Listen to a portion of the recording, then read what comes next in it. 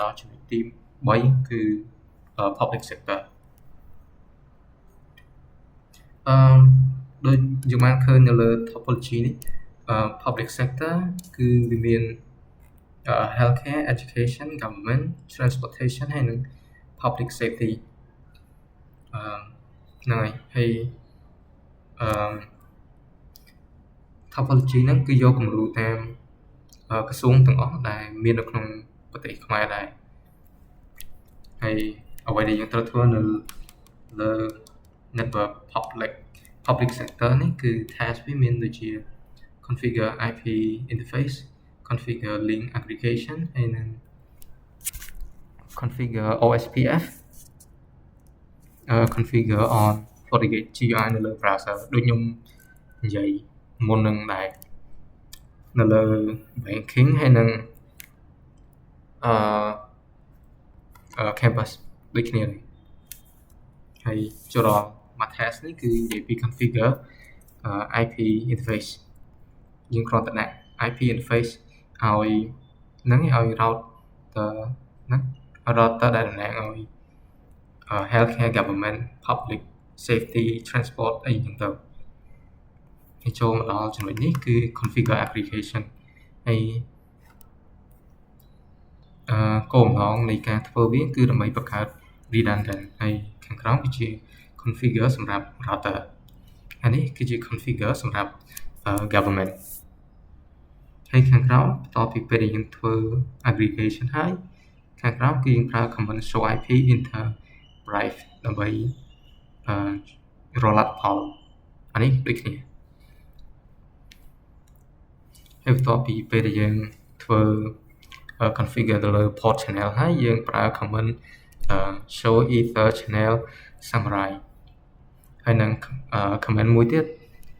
show IP interface drive នៅលើ government ដែល government ហ្នឹងតំណាងឲ្យ router មួយដែរហើយលទ្ធផលវាគឺបែបនេះ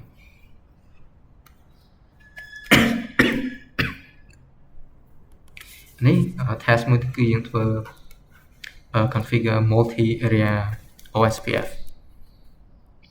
ហើយខាងក្រោមគឺជា command ដែលយើងប្រើ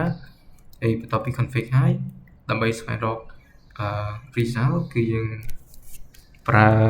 command show IP OSPF neighbor ហើយទទួលបានលទ្ធផលនេះហើយបន្ទាប់មកយើងសាក ping ពី router ទៅ router ផ្សេងទៀតឬក៏ទៅ sector ផ្សេងអានេះមានពី route មានការ ping ពី route ការ ping ពី healthcare education ហើយនិង transportation ហើយចូលដល់នេះគឺ demo នេះគឺធ្វើសម្រាប់បញ្ជាក់ពីការ ping តើការ ping នៅក្នុងនេះហ្នឹងគឺវាទៅដូចរូបដែលបានដាក់នៅខាងមុខអត់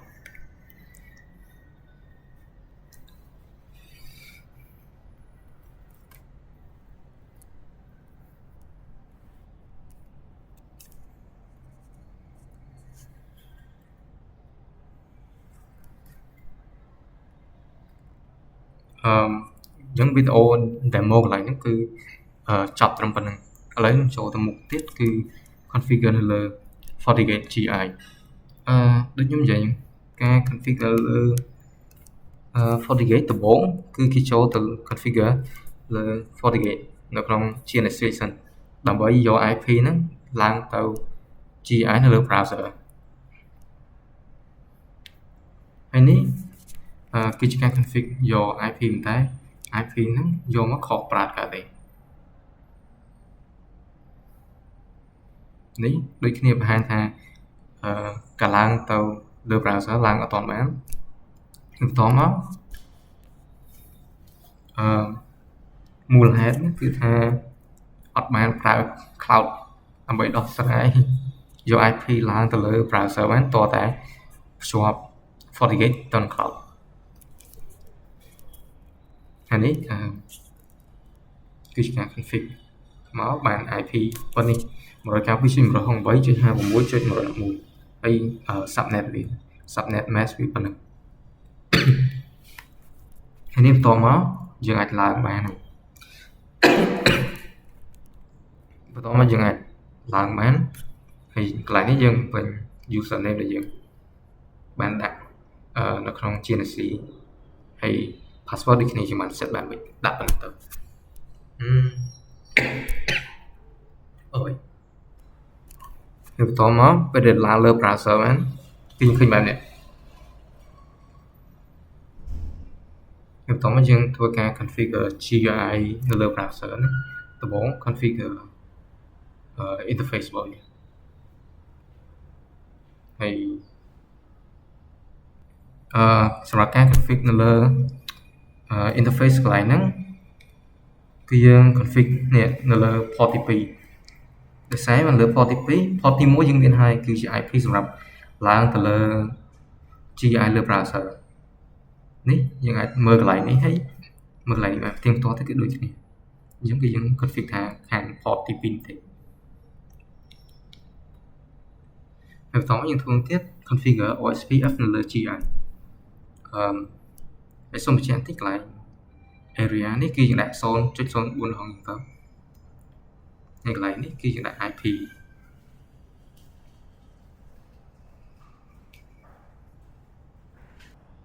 ហើយនេះគឺជាការគឺជា classification របស់ OSPF គឺគាត់បាន ping ពី transportation ទៅកាន់ FortiGate អានេះ ping ពី government ទៅ FortiGate អានេះ ping ពី healthcare ទៅ FortiGate ហើយអានេះ ping ពី FortiGate ទៅនឹង education ហើយនឹង transportation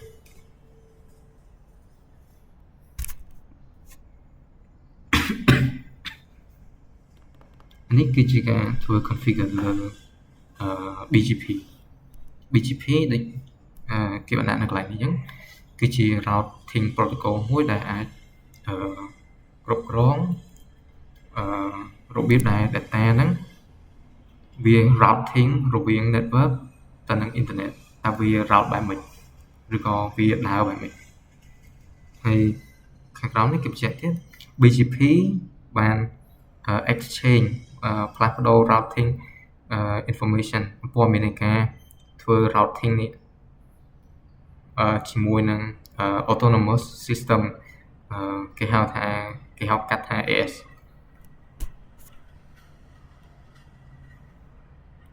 ឥឡូវយើងមើលទៅលើ topology ខាងក្រោមនេះ topology ខាងក្រោមនេះតើមួយណាជា neighbor របស់ route ទី3 route ទី3គឺ public sector អញ្ចឹងដើម្បីមើលថាមួយណាជា neighbor របស់វាយើងមើលខ្សែវាតើខ្សែវាភ្ជាប់ពីណាទៅណាអញ្ចឹង router ទី3 public sector មានតែខ្សែ2ទេខ្សែទី1ទៅ router ទី1ខ្សែទី2ទៅ router ទី2អញ្ចឹងបានន័យថា route ទី1និង route ទី2ជា neighbor របស់ public sector ហើយនេះដូចគ្នានៅពេលដែលយើង add neighbor នេះគឺយើងយក neighbor មិញហ្នឹងមក route ទី1និង route ទី2ហើយនេះ IP របស់ route ទី1ហើយនេះគឺជា AS number ឬគេហៅថា ASN ហើយនេះ password នេះយើងចង់ set មិនក៏បានដាក់ក៏បានអត់ក៏បានហើយនេះដូចគ្នាជា IP របស់ route ទី2ហើយ AS number គឺប្រើដូចគ្នាយើងចូលទៅមើលទៅគឺ route ទី1 route ទី2ប្រើ ASN number តែមួយទេ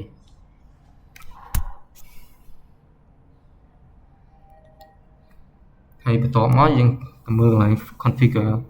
firewall policy ហើយនិង security profile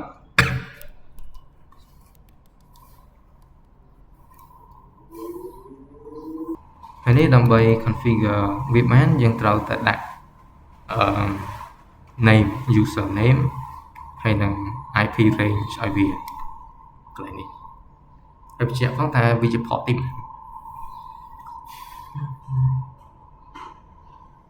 ហើយបន្ទាប់មកយើងអាចបង្កើតវាបានហើយដោយប្រើ address range មកហ្នឹង IP address range range ពីណាដល់ណាដូចតែបានបញ្ជាក់នៅខាងក្រោម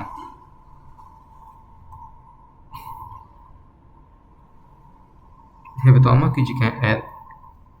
administrator ដូចថាយើងបង្កើត2 command 3 command ឲ្យគេចូលទៅមើលនោះបែបមិនអាចគេកែបានឬក៏គ្រាន់តែចូលទៅមើលទេឬក៏ only view អញ្ចឹងហើយនេះគឺជា part ចុងក្រោយហើយគឺថាអាចប្រើ username អី username កន្លែងនេះដាក់ admin command ឬ password តាមយើង set មុននឹងហើយមួយទៀតអាចប្រើឈ្មោះនេះបានដូចគ្នាអី gen user នេះប្រើសម្រាប់ login បានដូចគ្នាហើយនេះគឺជា demo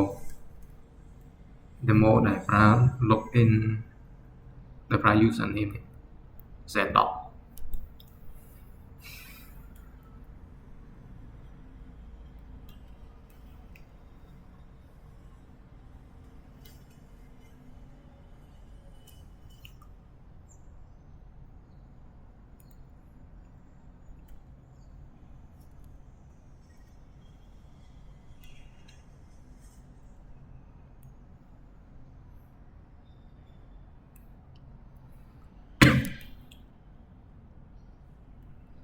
ហើយ video demo គឺចប់ប៉ុណ្ណឹងហើយសូមបញ្ជាក់ថា public sector គឺយើងចប់ហើយcontent work គឺជាចំណុចក្តោបទាំងអស់អានេះក្តោបទាំង public sector ទាំង campus ហើយនិង banking ហើយ task របស់វាមាន IP address BGP OSPF for link connectivity applying BGP policy ហើយបន្តមក as prepending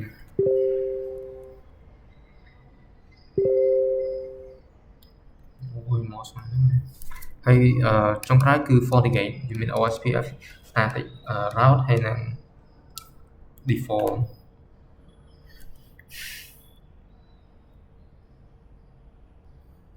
ហើយនិង default originate BGP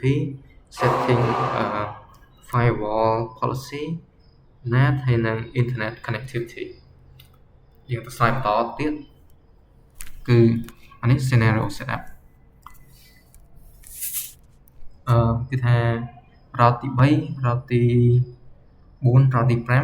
5គឺវាប្រើសម្រាប់ place of FortiGate ទៅ sector រៀងខ្លួនហើយ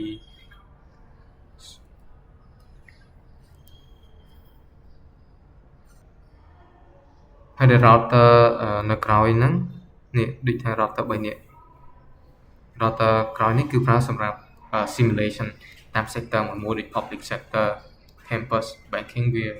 ហ្នឹងវា simulation នៅពីក្រោយហ្នឹងហើយនេះគឺជា AS number របស់ BGP នេះ AS number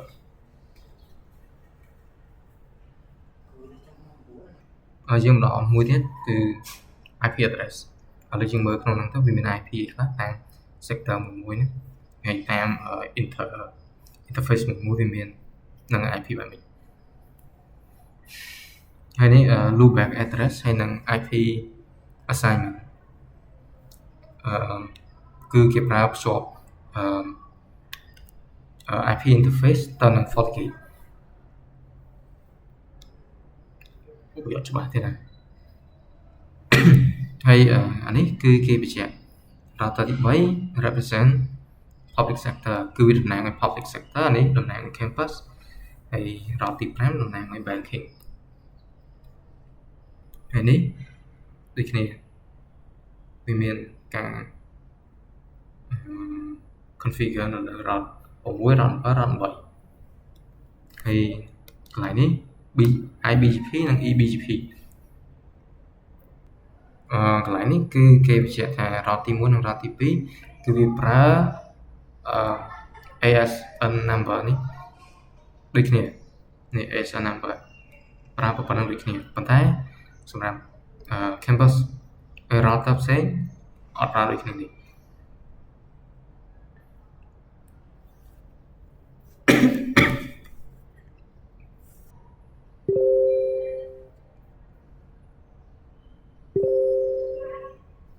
កន្លែងនេះគឺថា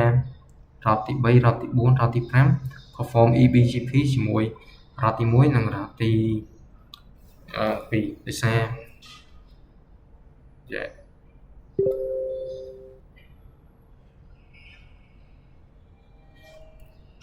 នេះពួកនេះ perform eBGP បានន័យថា external BGP external នោះខាងក្រៅដោយសារអីបានវាប្រើ external BGP វាក្រៅពីគ្នាដោយសារនេះវា public sector វាផ្សេងអានេះវាតំណាងឲ្យ public sector បានន័យថាវាជា network មួយនៅខាងក្រៅអានេះដូចគ្នា campus ក៏នៅខាងក្រៅ banking ក៏នៅខាងក្រៅអញ្ចឹងគឺប្រើ external បើសិនជានៅក្នុងដូចគ្នាគឺយើងប្រើ IBGP internal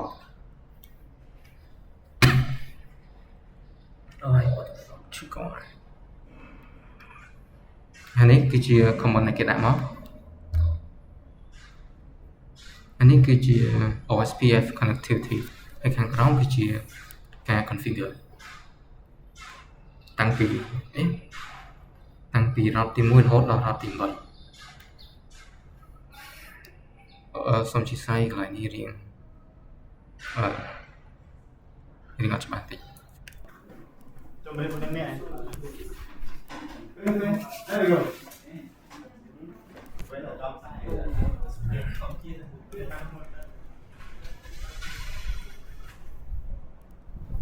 Shit, right, bro.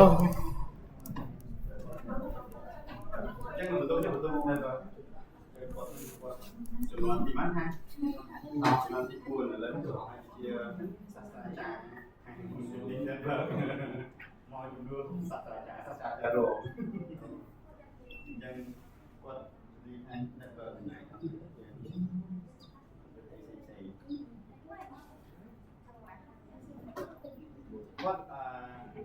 regional around the telecom?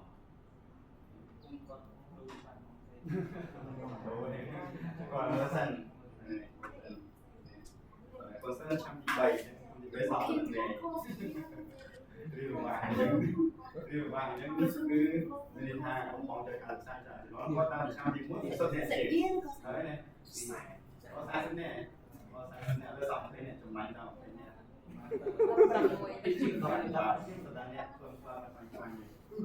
các cái miền mấy đen to thế giá cái su kêu là hố đấy này mình chơi mấy này hai cái số này hai chúng ta đưa vào nhìn nó tới hai server hay đưa vào mình server ra đấy chúng ta sẽ đặt vào cái sẽ xài lúc bạn đi bơ tay vô tới tay vô thế ấy đặt tiền đặt trên cái hai này shit high off bro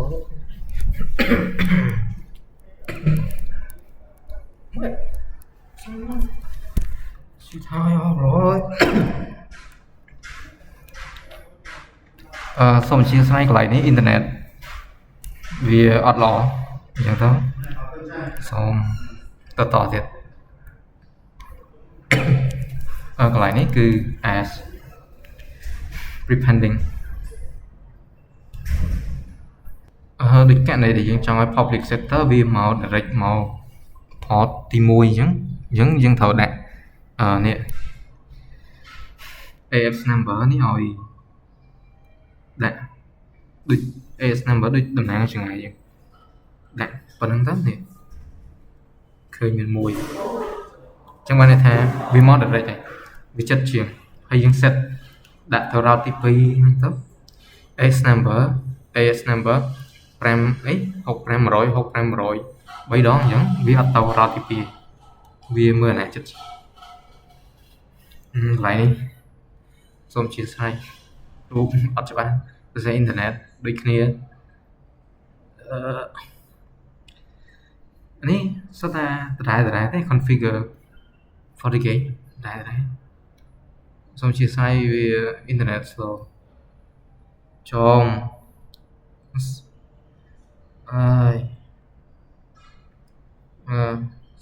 សូមចប់ត្រឹមប៉ុណ្្នឹង